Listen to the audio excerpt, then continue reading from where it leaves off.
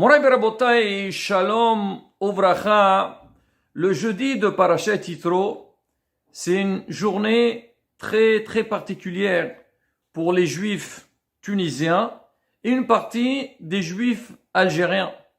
Pratiquement, ça se déroule comme un jour de fête. Déjà, les gens ils commencent à se souhaiter bonne fête ou bien bonne fête de garçon. Il y a des questions qui se posent. Est-ce que on fait tahanoun à la tfila? À partir de quand on fait pas? On va essayer, Bezrat Hashem, de parler de tout ça. Mais pour commencer, on va essayer d'expliquer les raisons de cette fête-là et la manière avec laquelle on célèbre cette fête. Alors on raconte que en Tunisie, au nord de la Tunisie, et une partie donc de l'Algérie, il y avait une épidémie qui a touché les petits garçons. Et cette épidémie s'est arrêtée le jeudi de Parashat Yitro. Et on dit parmi les remèdes qu'on a eu pour stopper cette épidémie, pour la guérison des enfants, c'était à base des pigeons. On faisait des plats, une soupe à base de pigeons et Baruch Hashem. Donc il y avait la Yeshua. On raconte, Moreno Arab, Rabbi Merazou Shalita, il a raconté dans son shi'ur, il a dit qu'à l'époque de notre maître, Rabbi Semah Sarfati, alors un jour il était chez lui à la maison, il était en train de manger. Il mangeait un plat de fèves. On sait que les Tunisiens, donc les fèves, donc c'est pratiquement il fait partie des plats de fête. Dans toutes les fêtes, on mange des fèves avec le cumin. Et il a vu le Alem vers la Khem al-Akhammavet qui était face à lui. Il n'a pas eu peur de lui. Il lui a dit, qu'est-ce que tu fais là?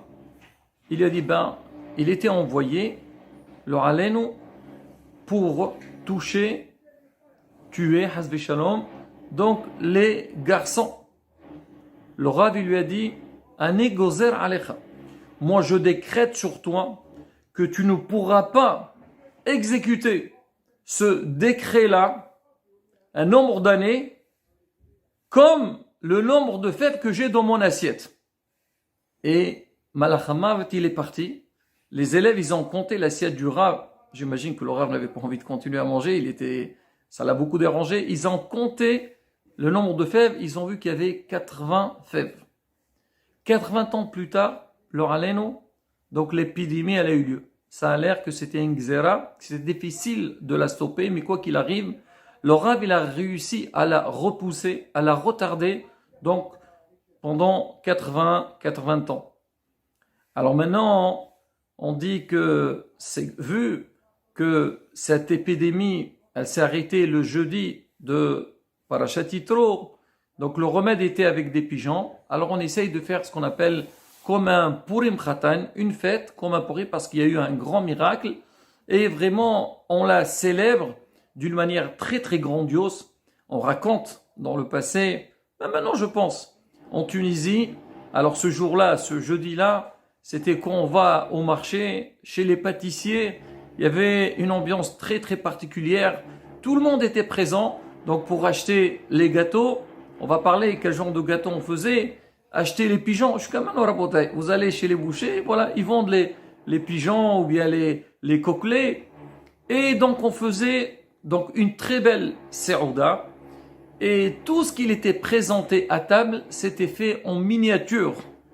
Donc aussi bien donc les plats, la nourriture, des petits gâteaux, donc le pigeon en question, et aussi donc les assiettes, les verres, les fourchettes, les couteaux, il y avait des bougies, tout était en petit. Alors pour montrer que c'était une fête pour les garçons, parce que c'est eux qui sont le plus concernés. Mais Baruch Hashem, Shechem Israël, on s'arrêtait pas seulement au niveau donc des plats, mais l'ambiance aussi c'était l'ambiance donc très particulière, et on distribuait sur place une feuille qui s'appelait Wurqat Yitro, la feuille de Yitro. Alors qu'est-ce qu'il y avait dans cette page-là? Il y avait toutes les brachot et il y avait aussi le passage des 10 commandements. Alors on demandait dans cette fête-là aux enfants de faire des brachot et ils font les brachot et on répond Amen. Moi, j'imagine que vu que cette fête de Yitro tombe souvent à l'époque de Tu B'Shvat, donc on essayait de faire donc un lien entre les deux et on présentait à table en dehors donc tout ce qui est lié avec donc la fête, on amenait tous les fruits et pour qu'on puisse faire les brachot. Alors en dehors des brachot qu'on faisait bien sûr, alors on chantait Bari Yochai et surtout on lisait le passage de la paracha. Certains lisaient le premier passage de Parashat Yitro, d'autres ils lisaient toute la paracha, mais ce que tout le monde essayait de lire, c'est les 10 commandements, surtout avec l'air de la fête Ta'am Elyon, et Béhémet, on sentait donc une ambiance vraiment de fête. Ça c'était donc au nord de la Tunisie. Maintenant au sud de la Tunisie, donc Djerba, Zarzis, Mednin, jusqu'à Gabès, donc l'ambiance elle était différente. Tout a été lié donc par rapport aux enfants, mais le déroulement de la fête se passait d'une manière différente. Moi je me rappelle quand j'étais petit, c'était le jeudi après-midi, donc au Talmud Torah, à la synagogue, on étudiait. Alors c'était donc une ambiance très différente, c'était une ambiance de fête. Alors on venait, tous les enfants devaient dire un Dvar Torah, faire une Dvar Torah sur la paracha, Wa Yishma Yitro, Ma Shemu'asha Ma'uba. Donc on essaie de faire un commentaire par rapport au premier passouk de la paracha, et c'est pour ça que on appelle aussi cette fête Shema Yitro. C'est la fête des garçons, mais aussi Shema Yitro par rapport au passouk. Et donc, c'était plutôt donc une ambiance qui est liée avec la paracha de la semaine. On dit qu'à Djerba aussi, donc c'était la même chose. Il y avait le Rav donc de la Yeshiva.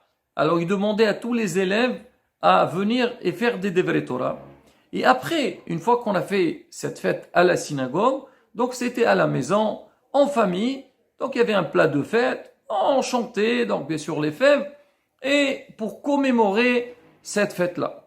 Maintenant, les raisons qui étaient données donc par les rabbinim donc du sud de Tunisie, Moreno Arav, Rabbi Khilfoun, Akohen Zerzadeh Kadosh Bracha, il rapporte dans son livre Brit Kiona, il dit que certains disent cette fête s'appelle Saoudat Yitro. Pourquoi? Parce que Yitro, il avait organisé une Saouda, un festin à Moshe, à Haron, les Zkinim d'Israël, c'est marqué l'Ifnei Elohim, donc c'était une Saouda importante. Nous, en souvenir de cette Saouda, en souvenir de ce festin, nous aussi, on fait la même chose. Le Rav, il n'était pas très d'accord avec cette raison. Il se dit quoi? Parce que Yitro, il a fait une Saouda, il a fait une fête, nous aussi on doit faire. Donc on va pas finir avec les fêtes toutes les semaines. Il y a des raisons. Lui, il pense plutôt, donc cette fête-là, prend la fête, c'est lié plutôt avec la paracha de la semaine. Parashat Yitro, on va lire le passage de Matan Torah, du don de la Torah. Et comme le don de la Torah, c'est un passage qui est très important, donc on fait une fête par rapport à cet événement. C'est quelque part comme si on disait la fête de Shavuot. Son petit-fils, alors lui, il rajoute sur ça, il dit, on sait que B'Ma'amad Ar Sinaï, au moment du don de la Torah sur le mont Sinaï, on dit que le peuple d'Israël, il s'est marié avec la Torah. Et c'est qui a fait la Houpa? Le mariage, c'était Akadosh Baruch Hu. Alors on dit toujours, quand on fait un mariage, on fait ce qu'on appelle Saoudat Hatanim, on fait un mariage pour les mariés, et bien sûr pour les invités. Nous aussi, en souvenir de ce grand mariage, alors du don de la Torah, alors on fait cette Saouda. Alors on l'appelle Saoudat Yitro, pas Saoudat Israël. On dit parce que ça se déroule, ça s'est passé pendant la paracha de Yitro. Moreno Arab Rebbe Bougid, Saadon Zecher Sadiq Kadosh le Bracha, toujours lui pendant cette fête, lui aussi, il mettait le point sur cette fête parce qu'il sait qu'il y a un grand message à travers cette fête-là. Bien sûr, le don de la Torah, on a les enfants, on transmet. Même quand quelqu'un est immense et matériel, il y a toujours un message à transmettre. Alors lui, il dit, cette fête, on l'appelle aussi Hatimat Yitro. C'est quoi Hatimat Yitro? Il dit, en fait, c'est la signature de Yitro. Quel rapport? Parce qu'on sait que Yitro, il n'était pas juif. Il s'est converti. Alors quand il s'est converti, il a signé le pacte, donc avec Moshe Rabbeinu, qu'il va entrer dans le clan d'Israël. On dit, puisque pendant cette paracha, Yitro, il est venu pour se convertir, alors on appelle cette fête Hatimat Yitro.